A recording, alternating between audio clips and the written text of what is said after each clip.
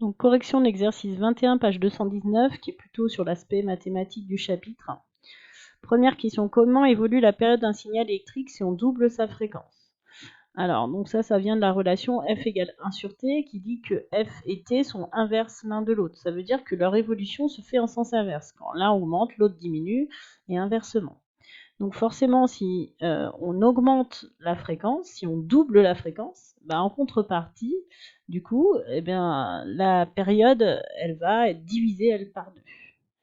Donc c'est ce qui est marqué, F et T évoluent en sens inverse, donc si F double, alors T est divisé par 2. Par contre, qu'est-ce qui se passe si on divise la tension maximale par 2?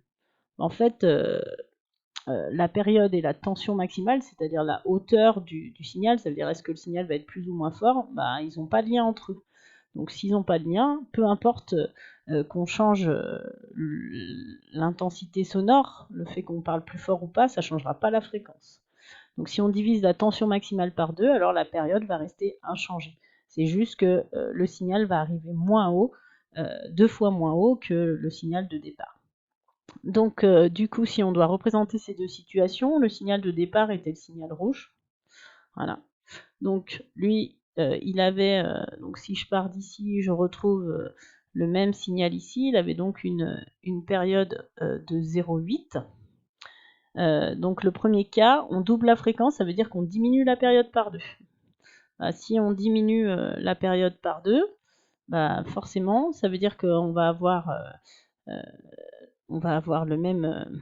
alors je vérifie ce qui a été dit. En fait, ils n'ont pas respecté les couleurs. Hein. Attention, le signal de départ, la couleur, c'est la couleur verte. Je ne sais pas pourquoi ils ont changé par rapport à l'énoncé. Mais du coup, on avait bien un signal dont la valeur maximale allait de moins 2,5 à plus 2,5. Donc le signal de départ, c'est le vert. Ensuite, la question A, on vous proposait donc d'avoir une fréquence qui doublait. Si la fréquence double, ça veut dire qu'en fait, dans le même temps, on a le motif qui se répète 2 fois plus vite. Donc là, mon signal de départ, hein, sa période, elle était de 0,8. Ça veut dire que dans la question A, le deuxième signal qu'il faut dessiner, sa période, elle doit être 2 fois plus petite, de 0,4. Donc ça veut dire que c'est le même motif, mais qui se répète plus vite. Donc il va aller jusqu'à de moins 2,5 à plus 2,5. Mais du coup, on finit le motif à 0,4 au lieu de 0,8. Donc ça donne le signal bleu.